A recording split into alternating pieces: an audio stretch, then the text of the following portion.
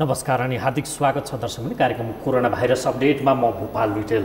सबैभन्दा पहिले corona virus सम्बन्धीको update दिउँ। अपडेट पनि विश्वबाट सुरु गरौँ। विश्वभर यति बेला 28,50,000 भन्दा बढी मानिसहरू सङ्क्रमित भएका छन्। यो सङ्क्रमित हुने देशहरूको सङ्ख्या 210 छ भने 2वटा अन्तर्राष्ट्रिय पानी जहाजका समेत गरेर अहिलेसम्म 1,98,000 भन्दा बढी मानिसको मृत्यु समेत भएको छ। नेपालमा 49 जना सङ्क्रमित देखिएकोमा 12 जना निको भएर घर फर्किएका छन् भने 37 जनाको उपचार भइरहेको छ। कोरोना भाइरसको महामारीले संसार गाजिरहँदा नेपालमा अप्रत्याशित रूपमा राजनीतिक घटनाक्रम यसरी विकसित भए लाग्छ कि देशमा कुनै महामारी छैन र सङ्कट नै थिएन। अचानक राजनीतिक दलहरूलाई फुटाउन सजिलो हुने गरी एउटा अध्यादेश र अर्को संवैधानिक परिषदमा प्रतिपक्षको पनि भूमिका बिना निर्णय गर्न सकिने गरीको व्यवस्थासहित सरकारले अध्यादेश सोमबार जारी गर्यो र त्यो अध्यादेश 5 दिन समेत टिक्न सकेन। कारण हो आफ्नै पार्टीभित्रको चर्को दबाव थेक्न नसकेर प्रधानमन्त्री ओली नैतिक सङ्कटमा परे पछाडि र अर्कोतर्फ राष्ट्रिय समाजवादी दल र राष्ट्रिय जनता पार्टी दुईटालाई फुटाएर आफ्नो पकड पार्टीमा बलियो बनाउनका लागि प्रधानमन्त्री ओलीले त्यो कसरत गरेको भनेर आरोप लाग्यो र त्यो बीचमा कता कता सरकारले नै सांसद अपहरण गरेको सम्मको आरोप लागेको छ। यद्यपि यसको छानबिनबाट एउटा निष्कर्षमा पुग्ला, तर छानबिन हुने गुन्जायस देखिएको छैन। के होला अबको राजनीति? कोरोना भाइरसको यो महामारीका बीचमा तरङ्गित भएको राजनीतिले कता कता प्रधानमन्त्री केपी शर्मा ओली जसलाई 5 वर्षको सरकार चलाउने म्यान्डेट छ, उहाँको सरकार नै कता कता अपदस्थ हुन सक्ने, यो बीचमा खेल सुरु भएको भनेर यति बेला राजनीतिक बजार तातिएको अवस्था छ। राजनीति कता जाला, देशको यो सङ्कटलाई कसरी जित्न सकिएला, विदेशमा समेत नेपालीहरू अप्ठ्यारोमा परेको खबर छ, स्वदेशमा समेत घरभित्रै अप्ठ्यारो परिरहेको परिस्थितिमा अब के हुन्छ, राजनीति के गर्नुपर्छ आदि इत्यादि विषयलाई जोडेर आज हामी संवाद गर्दैछौँ। हामीसँग हुनुहुन्छ वरिष्ठ अधिवक्ता दिनेश त्रिपाठी। स्वागत छ यहाँलाई। धन्यवाद। आराम हुनुहुन्छ? कति फरर बोल्नुपर्ने परिस्थिति समय निश्चित छ, त्यसकारण तपाईँबाट धेरै कुरा ल्याउँ भनेर मैले यति धपेडी गरेको। विषयवस्तुमै छिरौँ। सबैभन्दा पहिला राजनीतिक बजार यसरी तातियो कि अप्रजटपूर्ण रूपमा र यसरी सेलायो, खै के भयो यो 4-5 दिनका बीचमा जस्तो भयो, यसलाई तपाईँ कसरी टिप्पणी गर्नुहुन्छ? सुरुमा त्यहाँबाट। अब होइन, मलाई के लाग्छ भने अब अहिले वैश्विक सङ्कटको समयमा हामी छौँ। असाधारण महासङ्कट छ, तर हाम्रो राजनीतिज्ञहरूले खास गरेर सत्तामा भएकाहरूले यसलाई एउटा अवसरको रूपमा प्रयोग गर्न खोजे। दुईटा कुराको लागि। एउटा त के हो भने यो सङ्कटलाई नै, महासङ्कटलाई पनि एउटा अवसरको रूपमा, एउटा के हो भने एउटा आर्थिक भ्रष्टाचारको लागि यसलाई चाहिँ अकुत सम्पत्ति कमाउने, किनभने अब नियम कानुन सारा मिचेर त्यसलाई निरस्त गरेर खरिदेनहरूलाई चाहिँ के छ भने निरस्त गरेर अब म्यासिभ चाहिँ के छ भने एउटा अर्थोपार्जन गर्ने एउटा त्यो अवसरको रूपमा लिए। अर्को के हो भने यो लकडाउनको बेलामा सारा चाहिँ के छ भने यो महासङ्कटको बेलामा उहाँहरूले यसलाई के हो भने एउटा लोकतन्त्रलाई नै क्षतिग्रस्त गर्ने, लोकतन्त्रलाई नै सिद्ध्याउने, संविधानलाई नै अन्डरमाइन गर्ने, संविधानलाई नै ध्वस्त गर्ने एउटा जुन डेमोक्रेटिक स्पेस छ त्यो लोकतान्त्रिक जुन स्पेसलाई नै खुम्च्याउने। त एउटा के छ भने आर्थिक रूपमा चाहिँ भ्रष्टाचार गर्ने, अर्को लोकतन्त्रमाथि प्रहार गर्ने र आफूलाई चाहिँ के छ भने एउटा सर्वसत्तावादी एउटा नेतृत्व चाहिँ स्थापित गर्ने, एउटा निरङ्कुश नेतृत्व चाहिँ स्थापित गर्ने र जसले गर्दाखेरि आज हाम्रो संविधानमा करिब अपूर्णीय क्षति त पुगिसकेको थियो र अहिले यो अध्यादेश फिर्ता लिए तापनि यसले एउटा अपूर्णीय क्षति गरेको छ र यसले एउटा कुरा के गरेको छ भने प्रधानमन्त्रीलाई अब उहाँको राजनीतिक पुँजी त समाप्त भइसक्यो र अब नैतिक रूपमा पनि अब उहाँको चाहिँ दिवालियापन भइसक्यो। उहाँ चाहिँ के छ भने मोरली चाहिँ के छ भने ब्याङ्क्रप्ट भइसक्नुभयो र अर्को कुरा के छ भने अब उहाँलाई प्रधानमन्त्री पदमा राख्नु भनेको यो मुलुकको लागि एउटा गम्भीर जोखिम छ। राष्ट्रिय सुरक्षाको लागि पनि, यो लोकतान्त्रिक संविधानको लागि, राजनीतिक स्थिरताको लागि यो चाहिँ के छ भने गम्भीर जोखिम छ। तपाईँ यसलाई कसरी जस्टिफाई गर्न सक्नुहुन्छ उहाँलाई प्रधानमन्त्रीको रूपमा राख्नु? जस्तो भन्नुहोस् न, अहिले के हो भने उहाँको बस चलेन, उहाँले चाहिँ यो संविधानलाई ड्यामेज गर्नलाई, संविधानलाई निरस्त गर्नलाई उहाँले संविधानको प्रावधानको विरुद्धमा गएर अध्यादेश जारी गराउन खोज्नुभयो। वास्तवमा के हो भने अध्यादेशको माध्यमद्वारा संवैधानिक प्रावधानलाई चाहिँ निष्क्रिय बनाउन सकिँदैन। कुनै पनि जहाँ लिखित संविधान छ त्यहाँ चाहिँ संविधान नै सर्वोच्च फन्डामेन्टल गभर्निङ डकुमेन्ट हो र यसलाई विधायकी कानुनले पनि यसलाई संशोधन गर्न मिल्दैन, यसलाई अन्डरमाइन गर्न मिल्दैन, यसलाई निरस्त गर्न मिल्दैन र अध्यादेशको मार्फत त झनै मिल्दैन। र उहाँले एउटा बदनीयतपूर्ण तरिकाले, एउटा कपटपूर्ण तरिकाले, एउटा जालसाजीपूर्ण तरिकाले अध्यादेश मार्फत के गर्नुभयो भने संविधानको प्रावधानलाई नै निलम्बित गर्न खोज्नुभयो। धारा 284 को जुन बन्दोबस्त छ र यो माध्यमद्वारा उहाँले के गर्न खोज्नुभयो भने यो सबै जो कन्स्टिट्युसनल कमिसनहरू छन् जो चाहिँ के हो भने संवैधानिक आयोगहरू किन बनाएका हुन्छन् भने यसले एउटा राज्यको निरङ्कुशता र स्वेच्छाचारितामाथि एउटा अंकुश स्थापित गर्नको लागि त्यो बनाइएको हुन्छ। त्रिपाठीज्यू, म सविस्तार ती विषयमा आउँछु नै। हजुर, तपाईले भनेको विषयमै मेरो प्रतिप्रश्न आयो कि उहाँलाई प्रधानमन्त्रीको रूपमा राख्नु देशकै लागि घातक छ, एकदम राष्ट्रिय सुरक्षामा खतरा छ हो र लोकतन्त्रमाथि नै खतरा अप्ठ्यारो भनेर तपाईँ भन्दै हुनुहुन्छ। यसलाई जस्टिफाई गरिदिनुहोस् न। जस्टिफाई एउटा त के हो भने उहाँले यत्रो महासङ्कटको बेलामा अध्यादेश ल्याउनु भयो र त्यो अध्यादेश ल्याउन सक्ने महासङ्कट अप्ठ्यारोकै बेला नि धारा 114 ले त हैन 114 मा ठीक छ। 114 को प्रयोग चाहिँ कस्तो किसिमको अध्यादेशको लागि हो भने तत्काल गर्नलाई के आवश्यक पर्यो भने त्यो परिस्थितिले जस्टिफाई गर्नु पर्यो, औचित्य स्थापित गर्नु पर्यो। उहाँले के गर्नु भने जस्तो कि जेठ 15 मा बजेट ल्याउनु पर्ने संवैधानिक व्यवस्था छ। हजुर, यो महामारीले गर्दा अर्थतन्त्र चलायमान हुन नसक्ने भयो, त्यसलाई अलिकति पछाडि धकेल्ने कि भनेर बरु अध्यादेश ल्यायो भने त्यो ठिक हुन सक्थ्यो। त्यसको के एउटा जस्टिफिकेसन हुन सक्थ्यो, तर त्यसको पनि म जस्टिफिकेसन धेरै देख्दिनँ। ओके, ठिकै छ। किनभने त्यसलाई पनि म्यानेज गर्न सकिन्छ। त्यसलाई एउटा हाउसको एउटा चाहिँ एउटा भर्चुअल सेसन पनि गर्न सकिन्छ। त्यसलाई तपाईले जस्टिफाई गर्नु न। उहाँ प्रधानमन्त्री रहिरहनु देशका लागि घातक के कारण हो त्यो जस्टिफाई जस्तो एउटा कुरा उहाँले के गर्नुभयो भने यो लोकतन्त्रमाथि प्रहार गर्न खोज्नुभयो दुईटा कारणले। एउटा त जस्तो दलको विभाजन सम्बन्धी जुन अध्यादेश आयो त्यो अध्यादेशलाई के को लागि भन्दाखेरि अहिले मुलुकमा राजनीतिक स्थिरताको आवश्यकता छ, स्थिर सरकारको आवश्यकता छ। उहाँले के गर्नुभयो भने त्यो आफ्नै दललाई पनि विभाजित हुने कगारमा पुर्याउनु भयो। वास्तवमा के छ भने अब नेकपा भित्र एउटा विभाजनको प्रक्रिया सुरु भइसकेको छ। यो त खालि के छ भने अहिले उहाँले यो अध्यादेश फिर्ता लिएको कारणले गर्दाखेरि अब यो पोस्टपोन मात्रै भएको हो, पोस्टपोन मात्रै भएको हो। तर यो चाहिँ यसको चाहिँ प्रक्रिया सुरु भइसकेको छ। विभाजनको पार्टी विभाजन हुन्छ र मलाई के लाग्छ भने सबभन्दा ठुलो क्याजुअलिटी चाहिँ उहाँ आफै हुनुहुनेछ। उहाँको डेज आर नम्बर। उहाँ चाहिँ अब प्रधानमन्त्रीको रूपमा मलाई चाहिँ 2 महिनाभन्दा बढी उहाँ रहने म छाँटकाँट देख्दिनँ। उहाँको चाहिँ के छ भने अब बिदा हुने बेला आइसक्यो र तर उहाँले के हो तपाईले एउटा कुरा जस्टिफाई गरिदिनु न सुरुमा। उहाँ प्रधानमन्त्री रहिरहनु देशका लागि घातक हो, लोकतन्त्र खतरामा हो, राष्ट्रिय सुरक्षा पनि खतम हुन्छ तपाईँ भन्दै हुनुहुन्छ। यी तीनवटा तर्कलाई तपाईँ जस्टिफाई गरिदिनुहोस्। भोलि तपाईँलाई अप्ठ्यारो पर्ला त्यसकारण म यो सुरु यो क्लियरिफाई गर्ने मौका पनि म चाहिँ क्लियरिफाई गर्छु। ओके ल, पहिलो कुरा प्रतिप्रश्नै गर्दिन तपाईलाई यी तीनटा कुरा क्लियर। पहिलो कुरा के गर्नु भने संविधानको प्रावधानको चाहिँ व्यापक दुरुपयोग गरेर उहाँले के गर्नु भने दल विभाजन सम्बन्धी अध्यादेश ल्याउनु भयो।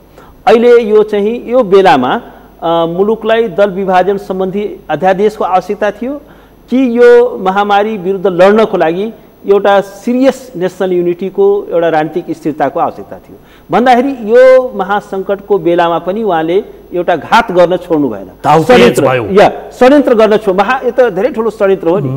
उहाँले चाहिँ के हो भने उहाँले फेरि के भन्नुभयो भने यो त विपक्षी अरू दलहरूलाई तोड्न पाइन्छ। अरू प्रधानमन्त्रीको कार्य के हो कि सत्तामा बसेर प्रधानमन्त्रीको कुर्सीमा बसेर दल विभाजन गराउने, त्यो प्रक्रियालाई सहजीकरण गर्ने, त्यो उहाँको भूमिका त्यो हो। यो त गम्भीर राजनीतिक बेइमानी र अनैतिकता हो। र यति मात्र होइन, उहाँ त के हो भने पार्टी विभाजन गराउनको लागि सांसद अपहरण गराउने भूमिकामा पनि उहाँ प्रत्यक्ष रूपमा संलग्न। पुष्टि गर्नु परेन यसलाई? उहाँको हेर्नुहोस्, म तपाईँलाई भनिदिउँ, उहाँले खटाएका मान्छेहरू उहाँ जिल्लामा पुगे, 2 नम्बर जनकपुर पुगे, उहाँले खटाएका मान्छे हुन्। र त्यसपछि यो डाक्टर सुरेन्द्र यादवको चाहना विपरीत उनलाई के हो भने काठमाडौँमा ल्याइयो। उनले मिडियामा त्यो आफ्नो सबै फेरिस्तहरू वृत्तान्तहरू दिएका छन्। र त्यहाँ एउटा अर्को प्रसङ्ग के छ भने बीच बाटोमा आएपछि प्रधानमन्त्रीसँग उहाँको टेलिफोनिक कन्भर्सेसन गराइयो र चाहिँ के छ भने किसान श्रेष्ठले भने कि मैले चाहिँ के छ भने अब हामी आइपुग्यौँ भन्नेसम्मको कम्युनिकेसन भयो ल भनेर उहाँसँग पनि कुरा गराइयो। भनेपछि यसबाट के देखियो भने प्रधानमन्त्रीको अफिस मात्र होइन, प्रधानमन्त्री प्रत्यक्ष रूपमा यो अपहरणको प्रक्रियामा चाहिँ उहाँ चाहिँ सहभागी भएको देखियो। यो भनेको के हो भने राजनीतिक अपराधीकरणको प्रक्रियालाई उहाँले सुरु गर्नु हो। यो एउटा प्रधानमन्त्रीको कुर्सीमा बसेर राजनीतिक अपराधीकरण गर्न मिल्छ? यसकारण राष्ट्रिय सुरक्षा खतरा एकदम हो। जहाँ चाहिँ के छ भने चरम भ्रष्टाचार हुन्छ, आफ्नो स्वार्थको लागि त जे पनि हुनसक्छ नि। भोलि तपाईँले चाहिँ के हो भने नेसनल इन्ट्रेस्टहरू एउटा शक्ति केन्द्रहरूसँग उहाँ चाहिँ के छ भने सेल आउट गर्न सक्नुहुन्छ नि। उहाँको माथि अब कसैको ट्रस्ट भएन नि। उहाँले आफ्नो पार्टीले धोखाधडी गर्न खोज्नुभयो, संविधानमाथि धोखाधडी गर्न खोज्नुभयो, अब अध्यादेश मार्फत संविधानै संशोधन गर्न खोज्नुभयो। र अब के हो भने एउटा चाहिँ प्रधानमन्त्री भएर अब अहिले यत्र जुन भ्रष्टाचारको काण्डहरू छन् त्यसको छानबिन गर्ने काम अख्तियारको होइन, अख्तियारमा उजुरी परेको छ, त्यसको अख्तियारले छानबिन गर्दैछ भने यसो न्युज आउन के लागेको हुन्छ। उहाँले चाहिँ के छ भने टेलिभिजनमा चाहिँ हाम्रा सबै मान्छे चाहिँ के छ भने यो निर्दोष छन्, केही भ्रष्टाचार भएको छैन भनेर उहाँ चाहिँ के छ भने क्लिन चिट दिनुहुन्छ। पहिला गोकुल बास्कोटालाई पनि उहाँले क्लिन चिट दिएकै हो नि। अहिले पनि के हो भने स्वास्थ्य खरिद सामग्रीकोमा पनि उहाँले क्लिन चिट दिनुभयो। सारा कुरामा उहाँ पहिल्यै बोलिहाल्नुहुन्छ। भनेपछि चाहिँ के हो भने उहाँ एउटा भ्रष्टाचारको एउटा संरक्षणकर्ताको रूपमा त्यसलाई चाहिँ एउटा त्यो महानायकको रूपमा आफूलाई प्रस्तुत गर्नुभएको छ। उहाँको चाहिँ व्याख्याले त प्रधानमन्त्री उहाँको देश बनाउन यसरी लाग्नु भएको अभिशाप जस्तो व्याख्या गर्दै होइन। र अब तपाईँ हामी नागरिकले उहाँको आलोचना गर्यो भने, किन हामी नागरिक समाजको व्यक्तिहरू मिडियाहरूको हाम्रो धर्म नै के हो भने सरकारले गरेका कमी कमजोरी र गल्तीहरूलाई चाहिँ औल्याउनु हो र सरकारलाई जवाबदेह बनाउनु हो, सरकारलाई लोकतान्त्रिक बनाउनु हो, सरकारले चाहिँ के छ भने एउटा फेयर ढङ्गले काम गरोस्, जनहितमा काम गरोस् भनेर सरकारलाई चाहिँ के छ भने एउटा बाध्य बनाउनु हो।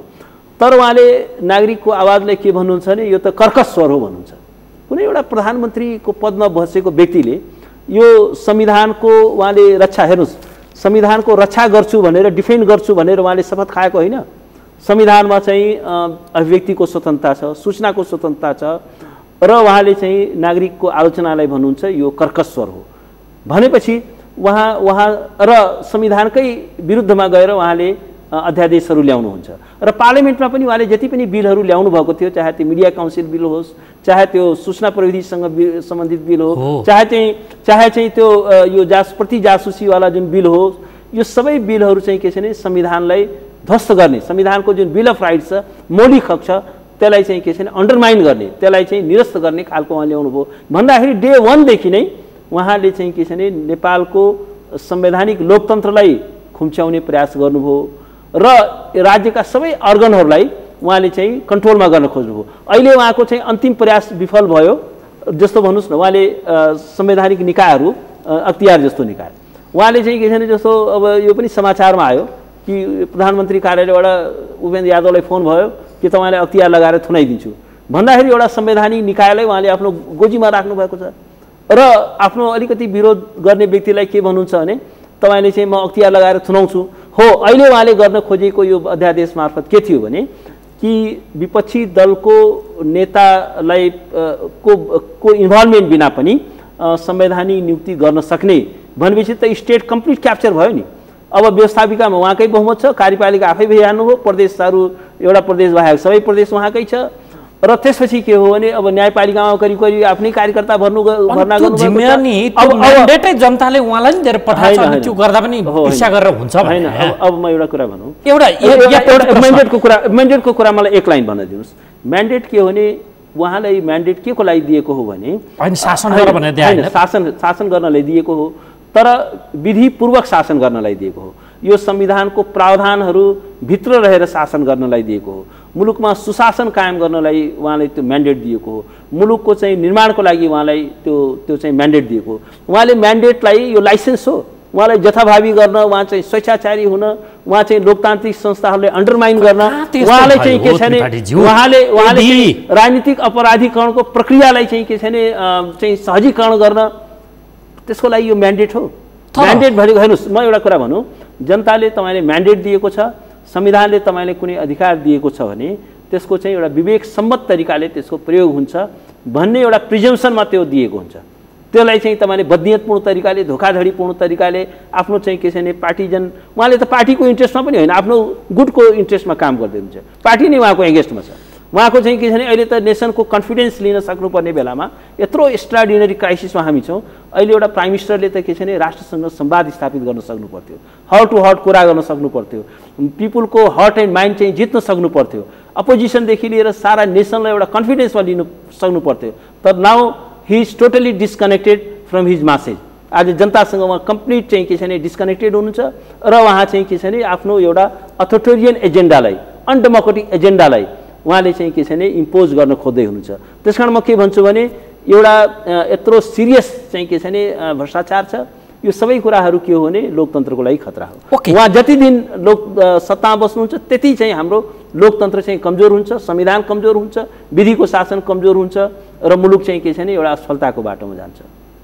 तर प्रधानमन्त्री ओली त यो देशको लागि वरदान हो नि। वरदान कसरी हो मलाई तपाईँले अब भनिदिनुहोस् ल। के अभिशाप हो त्यसो भए? अभिशाप हो नि। मैले जुन यो कुराहरू तथ्य भने त्यो तथ्यलाई नकार्ने अब कुनै अर्को केही प्रमाण छ भने म त्यसलाई स्वीकार गरौँला। म पनि के छ भने तर्कलाई स्वीकार गर्ने व्यक्ति हुँ। हामी लयरहरू भनेको चाहिँ के छ भने बाधे जायते तत्त्वबोध। तर के हो भने यो त घाम चाहिँ छर्लङ्ग छ, यो त डे लाइट जस्तो छर्लङ्ग छ। किन उहाँ वरदान होइन? होइन के कसरी वरदान हुने चाहिँ के चाहिँ काम गर्नु होला? जनताको विमति आयो, अध्यादेश फिर्ता आयो, पार्टीभित्रबाट विमति आयो, अध्यादेश फिर्ता आयो। होइन तर तपाईँ भन्नुहुन्छ उहाँ उहाँ यो एउटा अधिनायकवाद भन्नुहुन्छ होइन। विगतदेखि हेरौँ न एकचोटि हिस्ट्री। लोकतन्त्र ल्याउनको लागि जेल बसेका मान्छे होइन उहाँ? 14 वर्ष होइन जेल बस्नुभयो। तर के भने दोस्रो एउटा यस्तो हुन्छ कि प्रधानमन्त्री भएपछि राम्रो गर्नका लागि तपाईँ व्हाइट हाउसमा गएर त्यो कार्यालय अगाडि विरोध गर्न पाउनुहुन्छ? पाउँछ, किन पाउँदैन? आँगनमा गर्न पाउनुहुन्छ? होइन पाउँछ। निश्चित एरिया तोकेका छन्। तोकेको छ अमेरिकाको व्हाइट हाउस मैले देखेको छु। उहाँले व्यवस्थित गर्न खोज्दाखेरिदेखि डे वानदेखि तपाईँ कुरा गर्नुभयो, डे वानदेखि छिरौँ। भलै मलाई आरोप नलागोस्, म प्रधानमन्त्री ओलीको अन्धभक्त होइन। कृपया मैले प्रश्न त त्यताको पनि सोधिदिनु पर्यो नि तपाईँलाई। तपाईँ एक्सट्रिमली ऱ्याडिकल भएर उहाँका विरुद्ध प्रेजेन्ट हुँदै हुनुहुन्छ भने म पनि एक्सट्रिमली ऱ्याडिकल उहाँको पक्षमा भएर प्रश्न सोध्न जरुरी छ। मेरो धर्म त्यो छ। अब डे वानदेखि तपाईँले कुरा गर्नुभयो, डे वानदेखि म सम्झौँ। ल डे वानदेखि पहिलो उहाँ सम्झौँ। ल ठिक छ। ल पहिलो विमति मलाई भन्न दिनुहोस्। होइन पहिलो विमति मेरो प्रश्न छ नि तपाईँलाई। धेरै कुरालाई म एकै ठाउँ जोडेर तपाईँलाई प्रश्नको रूपमा राख्छु, कृपया जवाफ दिनु होला।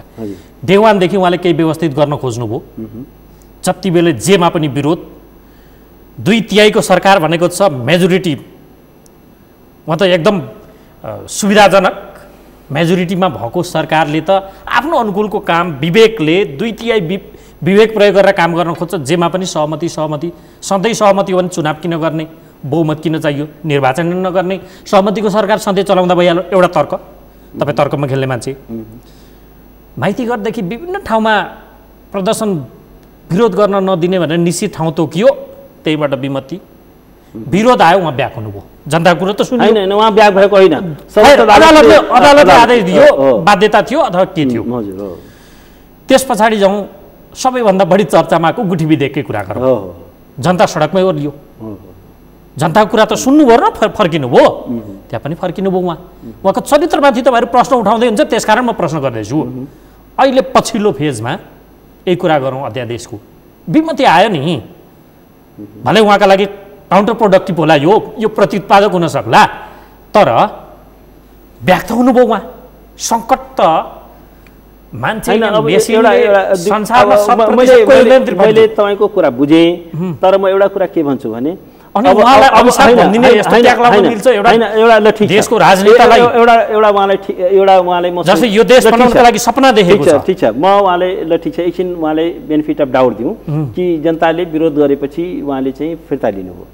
तर एउटा कुरा के हो भने एउटा प्रधानमन्त्री जस्तो व्यक्ति जसले बिना कुनै प्लानिङ, बिना कुनै होमवर्क, त्यसको इम्प्लिकेसन केही पनि नबुझेर उहाँले चाहिँ एउटा माफियाहरूको इन्ट्रेस्टमा माफियाहरूको एक्ज्याक्टली त्यो भूमाफियाहरूको इन्ट्रेस्टमा चाहिँ के छ भने यो गुठी विधेयक ल्याउनु हो। र अर्को कुरामा भनौँ, जब प्राइम मिनिस्टर हुने बित्तिकै पहिलो उहाँले चाहिँ के छ भने लोकतान्त्रिक अधिकार जनताको खोज्नको लागि उहाँले के गर्नु भने अब माइतीघर मण्डला लगायत कहीँ पनि जुलुस निकाल्न पाइँदैन। अब जुलुस कहाँबाट निकाल्नुपर्छ भन्दाखेरि थानकोटमा या चाहिँ पेप्सी कोलामा या भैँसी पार्टीमा या साँखुमा गएर जुलुस निकाल्नुपर्छ। त्यो भनेको एउटा चाहिँ के छ भने जनताको जुन विरोधको अधिकार हो, असहमतिको अधिकार हो, त्यसलाई उहाँले चाहिँ निम्त्याउन पार्न खोज्नुभयो। र उहाँले फिर्ता लिएको होइन, त्यो मैले नै सर्वोच्च अदालतमा रिट हालेर अहिले पनि त्यो सर्वोच्च अदालतकै आदेशले त्यो चाहिँ के छ भने अहिले नागरिकहरूले त्यहाँ जुलुस गर्न पाएका छन्।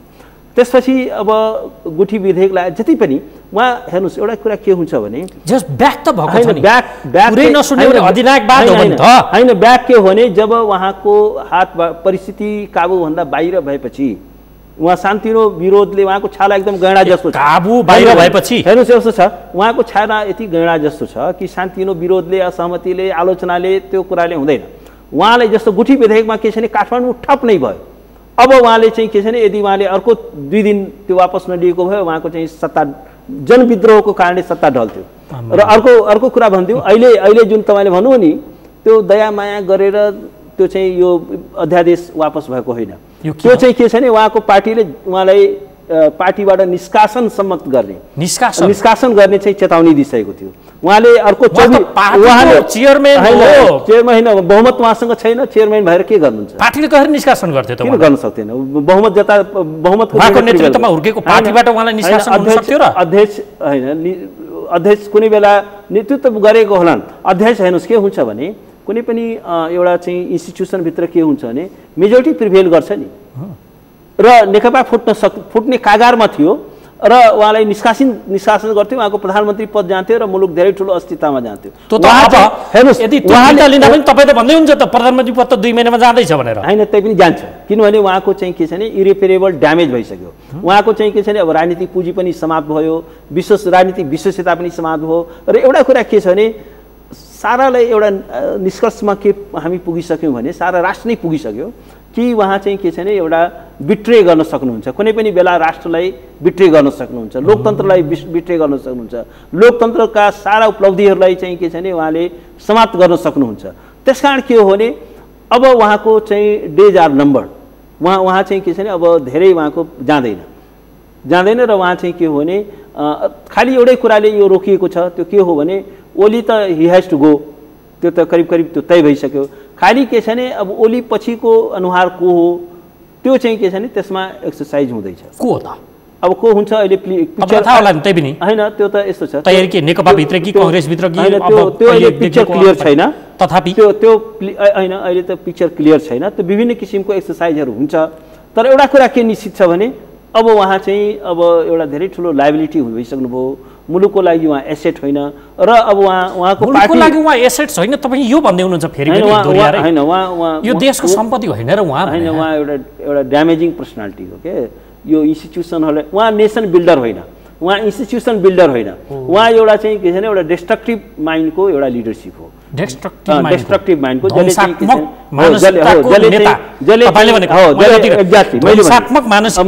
यो सबै कुरा विचार गरेर बोलेको हो। मैले त्यसै भनेको होइन।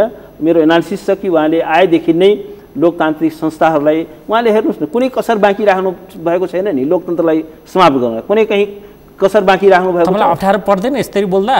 होइन, अब प्रधानमन्त्रीका विषयमा बोल्दा होइन, यस्तो छ, म आफूलाई लागेको कुरा चाहिँ म बोल्छु। मलाई जे मेरो कन्भिक्सन हो म त्यो बोल्छु र म पुरा होसो हवासमा बोल्दैछु, क्यालकुलेसनमा बोलिरहेको छु, अध्ययन गरेर बोलेको छु। मैले यसको जिम्मेवारी लिनु पर्दैन नि र होइन, तपाईँले लिनु पर्दैन। त्यो जिम्मेवारी मैले लिन्छु र यसको कुनै पनि कन्सिक्वेन्सेस भोग्नलाई म तयार छु र म खुलेआम चुनौती पनि दिन्छु। मैले आफ्नो विचार व्यक्त गरेकै कारणले यदि मलाई यो सरकारले कुनै एक्सन लिन्छ भने ल्याओस् न। हामी त के छ भने हिजो पञ्चायतको समयमा पनि म 20औं चोटि जेल बसेको मान्छे हुँ। म त स्टुडेन्ट लिडर थिएँ। पञ्चायतको त त्यो काल रात्रि अहिलेको जस्तो मिडिया पनि थिएन, हाम्रो कुरो कहीँ सुनिँदा पनि सुनिँदैन थियो। कतिचोटि मैले यातना भोगेँ। त्यो बेला म एउटा स्ट्रगल गरेको मान्छे। अहिले त मेरो लागि यो त केही पनि होइन नि। तर प्रधानमन्त्री नाना भातीको तपाईले नाना भाती होइन, नाना भाती होइन, एउटा म के भन्छु भने एउटा के हुन्छ भने साइलेन्स इज अल्सो क्राइम। यदि मुलुकमा गम्भीर भ्रष्टाचार हुँदैछ, अनर्थ हुँदैछ, लोकतन्त्रमाथि प्रहार हुँदैछ, नागरिकका अधिकारहरू खोसिँदैछ भने हामी चाहिँ के छ भने मौन भएर बस्नु भनेको that is also a crime. त्यसमा हामी न्युट्रल हुनु हुँदैन। Neutrality is also a crime, बुझ्नु भएन? न्युट्रल त्यसमा चाहिँ के छ भने हामी तटस्थ हुन मिल्दैन। हामी जहिले पनि सत्यको पक्षमा उभिनुपर्छ, न्यायको पक्षमा उभिनुपर्छ र silence is also a crime. मौनता पनि अपराधिक मौनता। देशमा ब्लकेट हुँदाखेरि त्यो नाकाबन्दी हो भनेर बोल्न सक्ने हिम्मत भएको एउटा राजनेता, यो देश भारत बेष्टित हुँदाखेरि अब भारत बेष्टित मुलुकबाट भूपरिवेष्टित भनौँ अथवा अरू देशहरूसँग पनि बेष्टित बनाउन सक्ने नेता, सपनै देखिन्नथे विकासका, त्यो सपना जागृत गराउन सक्ने नेता, वर्षौँदेखि राज्यको सम्पत्ति दुरुपयोग गरेर भ्रष्टाचार भइरहेको विषयलाई एक्सपोज गर्ने नेता। कसको होइन म भनौँ, उहाँको सपना कस्तो हो भने यो एउटा त्यो इन्डियन एउटा सिनेमामा एउटा होइन सिरियल आउँथ्यो मुङ्गेरी लाल के सपने। त्यो मुङ्गेरी लालको सपनाको त्यो सिरियल मैले धेरै त हेरिनँ, 2-4 हेरेको थिएँ। त उसले पनि के छ भने एउटा अवास्तविक सपनाहरू हेर्छ। उहाँले अब पानी जहाज ल्याउने, अब मुलुकको रियालिटी के छ कस्तो छ त्यो उहाँले घर घरमा चाहिँ ग्यास चाहिँ म जोड्छु। अब यस्तो सपना देख्नुको के अर्थ छ? सपना भनेको के छ भने एउटा रियलिस्टिक हुनु पर्यो, त्यो एचिभेबल हुनु पर्यो, त्यसलाई चाहिँ प्राप्त गर्न सक्ने खालको हुनु पर्यो। त्यो प्राप्त गर्नको लागि प्लानिङ हुनु पर्यो, कङ्क्रिट योजना हुनु पर्यो र त्यसको लागि एउटा कमिटमेन्ट हुनु पर्यो। अब के छ भने यो यस्तोलाई के भन्छ भने यो कम्युनिस्टहरूको मार्क्सवादी भाषामा लफाजहरू भन्छ क्या। त उहाँको चाहिँ के छ भने लफाज हो, उहाँ सिम्पली हिज अ लफाज। उहाँको उखान टुक्का हेर्नु सारा उहाँको के छ भने अब चिन्तन छैन, अनि उहाँको चाहिँ के छ भने अहङ्कार बढिन्छ, अनि उहाँ के छ भने यति एउटा अथोरिटेरियन पर्सनालिटी हो। उहाँले हेर्नुहोस् आफ्नो पार्टीका सिनियर लिडरहरूलाई कहीँ कसैलाई केही स्पेस दिनुभएको छैन। उहाँ एकोमोडेटिभ लिडर होइन, उहाँ चाहिँ के छ भने एउटा विनर टेक अल भने जस्तो त्यो सबै स्पेस उहाँ आफै क्याप्चर गर्न खोज्नुहुन्छ र जसले गर्दाखेरि आज उहाँको लोकतन्त्रलाई उहाँले सङ्कटमा पार्नु भएको छ, संविधानलाई सङ्कटमा पार्नु भएको छ र उहाँको वरिपरि जुन बसेका मान्छे छन् ती कसैका प्रति एकाउन्टेबल छैन। उहाँ कसलाई चाहिँ संरक्षण गर्दै हुनुहुन्छ? जस्तो भन्नुहोस् न, अब यो ठुल्ठुलो भ्रष्टाचारको कुराहरू आयो नि, यतिको कुरा आयो, बालुवाटारको कुरा आयो, जग्गाको कुरा आयो, आफ्ना कार्यकर्ताले बचाउने अरूलाई चाहिँ मुद्दा लगाउने त्यस्तो कुराहरू आयो। अहिले पनि के छ भने किन यो अख्तियारलाई पहिलो उहाँको कहीँ के छ भने निशाना अख्तियारमा चाहिँ आफ्नो मान्छे राखिहाल्ने। अहिले यो अध्यादेश किन ल्याउनु हो भने किनभने अख्तियार कन्ट्रोल भएपछि राज्य नै कन्ट्रोल हुँदो रहेछ, किनभने जसलाई पनि झुटो मुद्दामा चाहिँ फसाउन सकिन्छ भन्ने छ। त्यस निम्ति के हो भने यो इन्स्टिट्युसन्सहरूलाई कब्जा गर्ने। अब जस्तो भन्नुहोस् न, अब निर्वाचन आयोगलाई कब्जा गर्यो भने हारेकोलाई पनि जितेको डिक्लेयर गरिदिन्छ। अब के गर्नुहुन्छ तपाईँ लोकसेवा आयोगलाई कन्ट्रोल गर्यो भने के गर्छ भने आफ्ना सबै कार्यकर्तालाई जहाँ जहाँ छन् ती सबैले बढुवाको सिफारिस गरिदिन्छ, ती सबैलाई जागिरमा हालिदिन्छ। यो त्यसमा के छ भने यो डिजाइन हेर्नुहोस्, यो स्टेरियोटाइप तपाईँले जे बताइरहनु भएको थियो नि, तपाईँको यो स्टेरियोटाइप भनौँ न, यो छवि होइन, यो माइन्डसेट होइन, पोजिटिभ केही तपाईँ देख्नुहुन्न त्यहाँ त्यस्तो केही तपाईँ देख्नु नै हुन्न। यस्तो छ अब पोजिटिभ के हो भने अब होइन पोजिटिभ पनि के हुन्छ भने तपाईँले तपाईँको चाहिँ के छ भने बेसिक क्यारेक्टर के हो होइन, बेसिक क्यारेक्टर नै तपाईँको चाहिँ एउटा नेसनलाई ड्यामेज गर्ने खालको छ, अनैतिकता फैलाउने खालको छ, राजनीतिक बेइमानीको छ भने चाहिँ के छ भने अब एक दुईवटा उहाँको केही गुण होला, केही चाहिँ उहाँको जस्तो उहाँको एउटा राम्रो गुण के छ भने उहाँले राम्रो नेपाली भाषामा राम्रो उखान भन्न सक्नुहुन्छ। त्यो उहाँको चाहिँ के छ भने एउटा व्यङ्ग्यात्मक नै भयो होइन, व्यङ्ग्यात्मक होइन, त्यो राम्रो मलाई चाहिँ उहाँको त्यो चाहिँ एउटा चाहिँ के छ भने राष्ट्रको पर्याप्त मनोरञ्जन गराउनुहुन्छ र एउटा चाहिँ के हो भने अहिलेको नयाँ जेनेरेसनलाई पनि हाम्रो किनभने उखानहरूको पनि आफ्नो महत्त्व छ नि, किनभने त्यो हजारौँ सैकडौँ वर्षको एउटा विस्डम हो नि, त्यसलाई उहाँले टक्क भन्न सक्नुहुन्छ। हो त्यो एउटा चाहिँ विशेषता उहाँको गजब छ। त्यो चाहिँ अरू तपाईँ देख्नुहुन्न? अरू खै मैले त्यस्तो अहिलेसम्म लाग्दैन। उहाँले कुनै के छ भने खै त्यस्तो केही खैर यो कार्यक्रम प्रधानमन्त्रीको आलोचनालाई धेरै केन्द्रमा राखेर मैले बनाएको होइन। हजुर हजुर, अबको पोलिटिकल कोर्स कता जान्छ त? तपाईँ त भन्नु डिक्लेयर गरिदिइसक्नुभयो नि, प्रधानमन्त्री केपी शर्मा ओली 2 महिनामा अपदस्थ कि स्वेच्छाले नै उहाँको पद जान्छ? तपाईँले उहाँलाई चाहिँ के हो भने होइन अपदस्थ त त्यसरी के हुन्छ भने उहाँले पद छोड्न चाहिँ के छ भने उहाँ जसरी अध्यादेश फिर्ता लिन बाध्य हुनुभयो। त्यसै गरी उहाँ चाहिँ के छ भने पद छोड्नलाई पनि उहाँसँग कुनै अप्सन हुँदैन 2 महिनामा, विदिन 2 मन्थ, बढीमा 2 महिना, विदिन 2 मन्थ। त्यस पछाडिको प्रधानमन्त्री अब त्यो अहिले क्लियर छैन, त्यो पिक्चर क्लियर छैन। कसले एक्सर्साइज गर्दैछ त्यसका लागि? होइन, अब त्यसमा माधवजी पनि हुन सक्नु होला होइन, धेरै सम्भावना म माधवजीको देख्छु। प्रचण्डको सम्भावना अलिकति धेरै कमजोर किन छ भने त्यो नेकपाको जुन बडी पोलिटिक्स छ नि, जस्तो भन्छ नि बडीमा तपाईँले किडनी ट्रान्सप्लान्ट गर्न खोज्नु भने त्यो चाहिँ ठ्याक्कै त्यही ग्रुपको भएन भने बडीले त्यसलाई एक्सेप्ट गर्दैन। स्ट्रक्चर नेकपाभित्रको, त्यसमा नेकपाभित्रको अब त्यो जुन पुरानो जुन एमाले छ त्यो जुन, किनभने बेसिक पावर त उसैको छ, त्यसले चाहिँ उहाँलाई चाहिँ एउटा फरेन एलिमेन्ट नै ठान्छ। त्यो बडीले त्यसलाई चाहिँ ठ्याक्कै चाहिँ नेचुरली आत्मसात गर्दैन तत्काललाई। पछि गएर उहाँले एउटा चाहिँ के छ भने आफूलाई आफ्नो एक्सेप्टेबिलिटी स्वीकार्यता बढाउँदै जानु होला, त्यो अर्कै कुरा हो। तर के हो भने त्यसलाई उहाँको चाहिँ अहिले नेकपाभित्र आन्तरिकीकरण चाहिँ पूर्णतया भइसकेको छैन। ओके, त्यसो व्यक्तिको पनि खोजी भइरहेको होला उहाँको, त्यसकारण उहाँको चान्स अब तर यो मुलुकमा भन्न सक्दैन, कहिलेकाहीँ ड्रामेटिक कुराहरू पनि हुन्छन्। अब शक्ति केन्द्रहरूको खेल पनि भइरहेको हुन्छ, तर मैले उहाँको सम्भावना अलिकति प्रोबेबिलिटी बढी छ, कमजोरी होइन, माधव नेपालको प्रोबेबिलिटी बढी छ। तर अब यस्तो पनि हुन सक्छ किनभने अब नेकपा ब्रेक हुने त्यो त करिब करिब देखियो।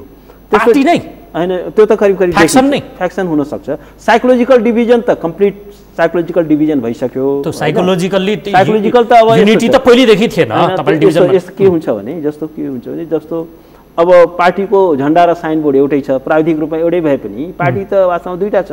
तर अब यो कृत्रिम एकतालाई धेरै समयसम्म तान्न गाह्रो हुन्छ र त्यसमा पनि के हो भने जस्तो अहिले ओलीजीले त्यो एउटा पोलराइज गराइदिनु भयो, ध्रुवीकरण गराइदिनु भयो, त्यो विभाजनलाई अझै उहाँले चाहिँ तीव्र तुल्याइदिनु भयो। त्यस निम्ति के हो भने अब यो त भर्चुअली भरजब कोल्याप्स, यो त स्प्लिट हुन्छ, भरजब स्प्लिट भनौँ। फुटेर जाने को हुन्छ, फुटाउने को हुन्छ, त्यसमा तपाईँले अघि आकलन गर्नुभयो 2 महिनामा होइन। जस्तो भनौँ न, म तपाईँले भनौँ जस्तो प्रचण्डजीले अहिलेको जुन अध्यादेश उहाँले ल्याउनु भयो, उहाँले हुन त थामथुम गर्नलाई आफ्नो नेकपाभित्रकोलाई भन्नुभयो यो खालि समाजवादी यिनीहरूतिर लक्षित छ, तर त्यो नेकपाको भित्र पनि लक्षित थियो। किनभने उहाँले के देख्नुभयो भने सेन्ट्रल कमिटीमा र पार्टीका सिनियर लिडरहरूले उहाँको विरुद्धमा के ग्याङअप गरेको, घेराबन्दीमा पारेको उहाँले फिल गर्नु र उहाँलाई के लाग्यो भने यो मेरो लागि थ्रेट हो। त्यस कारण के छ भने एउटा के छ भने यसलाई एउटा काउन्टरको लागि, काउन्टर मुभको लागि र आफ्नो सुरक्षा पार्टीभित्र आफ्नो सुरक्षा बन्दोबस्तलाई मजबुत ल्याउनको लागि उहाँले यो फाल्नुभयो। तर भइकै दियो भने त्यो काउन्टर प्रोडक्टिभ हो, उहाँको लागि झनै ड्यामेजिङ भयो। तर उहाँले टार्गेट त्यही थियो, उहाँले चाहिँ समाजवादी दुईवटा चिज, एउटा त आफ्नो पार्टी टुट्दा पनि आफ्नो चाहिँ नम्बरको अनुसार गर्न सक्ने भयो, अर्को के छ भने नपुगेका नम्बरहरूलाई पनि अरू विपक्षी पार्टीहरूलाई पनि तोडेर, सानातिना दलहरूलाई पनि तोडेर आफ्नो चाहिँ के छ भने बहुमत पुर्याउने भन्ने डिजाइन उहाँको हो। यो जुन राजनीतिक दल सम्बन्धी जुन अध्यादेश आयो त्यो चाहिँ के छ भने सानो क्याल्कुलेसनमा आएको छैन। त्यही त अब मैले तपाईँलाई, तर उहाँलाई चाहिँ के छ भने अब त्यो सबै खेल अहिले समाप्त भयो। ओके, पार्टी फुट्दाखेरि हजुर कसले फुटाउँछ र तपाईँले भने जस्तो हो कि यदि तपाईँले भनेको सत्य साबित भयो भने हामी त कामना गर्छौँ, आम नेपाली कामना गर्छन् सरकार नफुटोस्, स्थिरता कायम होस्। होइन, त्यो म पनि गतिविधि तपाईँ पनि त्यही चाहनुहुन्छ, तथापि गतिविधिले त्यस्तो सङ्केत दिँदैन। तपाईँले त भनिराख्नु भएको छ यदि 2 महिनामा प्रधानमन्त्री परिबन्धले पत्याग गर्ने अवस्थामा पुग्नुभयो भने उहाँलाई पनि पार्टी फुटाउनुहुन्छ। त्यसो भए तपाईँ त भन्नुहुन्छ फुटाउन सक्नुहुन्छ। होइन, के हो भने यदि उहाँलाई पद छोड्न बाध्य गरियो भने उहाँले नै पार्टी तोड्न सक्नुहुन्छ र उहाँले अन्तिम समयसम्म के प्रयास गर्नुहुन्छ भने किनबेच गरेर जसरी पनि या विरोधीहरूलाई तोडफोड गरेर जसरी पनि उहाँले चाहिँ हरसम्भव प्रयास गर्नुहुन्छ कि सत्तामा बनिरहने र त्यसपछि पनि के छ भने पार्टी तोड्नको लागि चाहिँ आधारहरू तयार गर्ने। जस्तो भन्नुहोस् अब सेन्ट्रल कमिटीको पनि सङ्ख्याहरू पुर्याउन लगाएर जोडतोड गरेर अब उहाँसँग अहिले पैसाको कमी छैन, पैसा प्रशस्त छ हो र अहिले यत्रो जुन करप्सनको स्क्यान्डलहरू आयो र प्रधानमन्त्रीजी त्यसको समर्थनमा उनीहरूलाई डिफेन्ड गर्नलाई तयार हुनुभयो। त्यसको कारण त्यही हो, नेक्सस त्यही हो। किनभने उहाँलाई थाहा छ कि उहाँ राजनीतिमा टिक्नको लागि पैसा चाहिन्छ, अर्थशक्ति नै हो। अब नैतिक शक्ति त उहाँले गुमाइसक्नुभयो, अब राजनीति टिकाउने भनेको अर्थशक्तिले नै हो। त्यस कारण त्यो चाहिँ के छ भने उहाँ एउटा कुटिल र सातिर राजनीतिज्ञ हुनुहुन्छ। त्यस कारण उहाँले त्यो बन्दोबस्तको लागि त्यो गरे हो। अब राजनीतिक आफ्नो भविष्यको लागि उहाँले पैसा जम्मा गर्नु। तर के हुन्छ भने तपाईँ यो नैतिकताविहीन विचारविहीन राजनीतिले तपाईँले धेरै टाढा पुर्याउँदैन। तपाईँ आफ्नो विश्वसनीयता गुमाइसकेपछि, आफ्नो नुर गिराइसकेपछि आफ्नो फेस चाहिँ उहाँले लुज गर्नुभयो। चाहिँ के छ भने नेसनली पनि इन्टरनेसनली पनि आपराधिक कृत्यमा इन्भल्भ भएको कुराहरू बाहिर आयो। जसरी अहिले सांसद सुरेन्द्र यादवले जसरी कुराहरू ल्याउनु भएको छ, त्यो कुरा त अब वास्तवमा it's a matter of same. यो त राष्ट्रिय लज्जाको विषय हो, नेपालको लागि अन्तर्राष्ट्रिय लज्जाको विषय हो। एउटा चाहिँ के हो भने एउटा प्रधानमन्त्रीको कुर्सीमा बसेर एउटा चाहिँ के छ भने मान्छे खटाएर लकडाउनको बेलामा अनि त्यो चाहिँ के छ भने यस्तो खालको नाटक मञ्चन गर्नु यो त एक्सेप्टेबल होइन नि। त्यसैले के हो भने अब नैतिक शक्ति गुमिसकेको छ। अब आर्थिक शक्तिले उहाँले कति टिकाउँछ त्यति चाहिँ टिक्नुहुन्छ। अब त्यसपछि के हो भने यो राजनीति चाहिँ अब अर्को कोर्समा जान्छ। अब तपाईँले भनेपछि अब हाउसमा चाहिँ के छ भने एउटा कुरा के छ भने अहिले हुन सक्ने मानिसहरू आकलन गर्छन् नि, जस्तो इमर्जेन्सी देशमा डिक्लेयर हुन सक्ने हैन, तपाईँ इमर्जेन्सी अहिले पार्लियामेन्ट डिजल्भ हुन सक्ने देखि लिएर अनेक कुरा यो बेला पार्लियामेन्टको डिजल्भ उहाँले गर्न सक्नुहुन्थ्यो। वास्तवमा उहाँले त्यो गर्न सक्नुहुन्छ। तर अहिलेको संविधानले के गरिदियो भने जबसम्म पार्लियामेन्टले एउटा वैकल्पिक सरकार निर्माण गर्न सक्छ तबसम्म पार्लियामेन्ट डिजल्भ हुँदैन।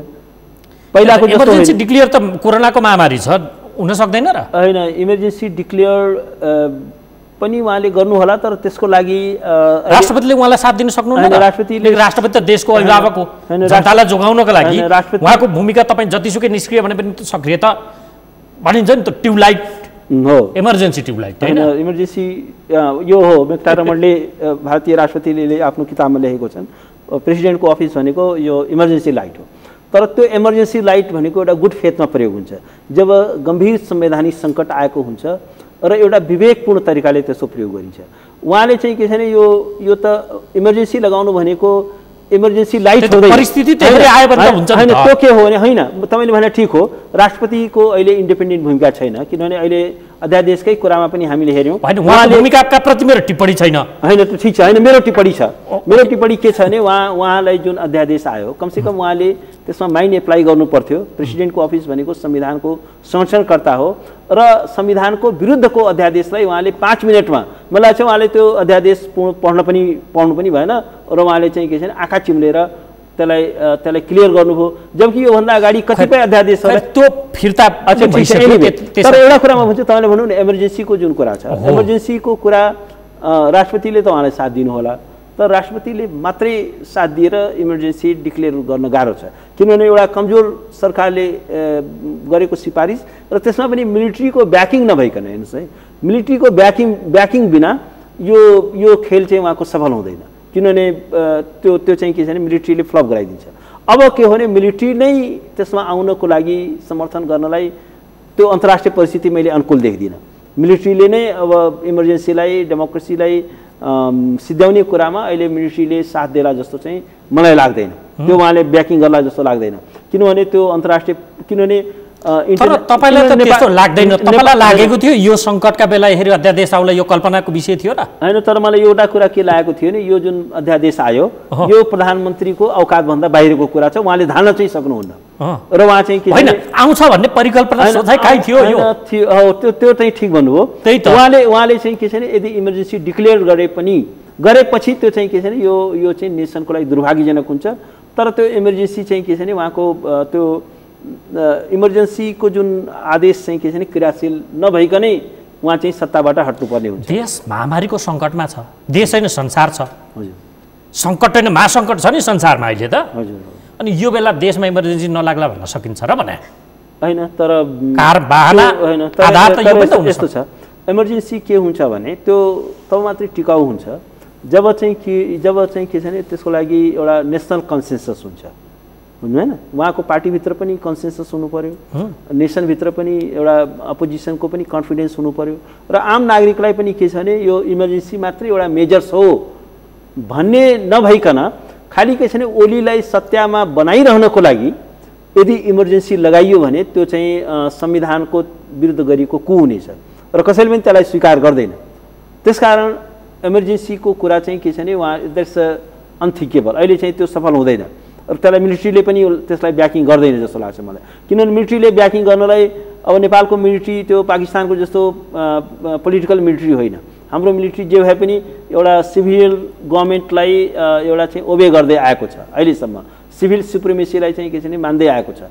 त्यो पोलिटिकल एउटा धेरै एम्बिसन म देख्दिनँ। त्यस कारण पनि के छ भने हाम्रो लोकतन्त्रमा धेरै अस्थिरता आए पनि फेरि चाहिँ के छ भने जेन तेन यो टिकेको छ। मिलिट्रीले पनि यसमा घात गर्ने परम्परा भएको भए यो टिक्दा पनि टिक्ने थिएन, यो राजा यसरी बिदा पनि हुने थिएन।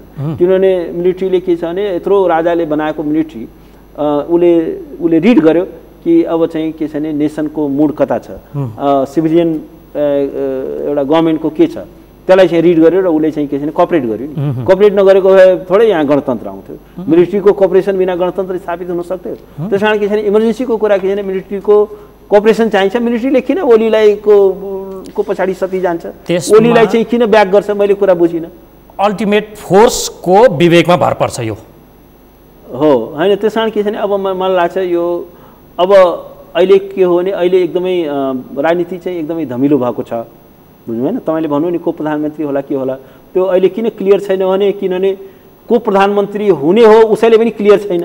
तपाईँ हामीलाई मात्र होइन, को हुन्छ भन्ने कुरा उसलाई पनि त थाहा छैन नि।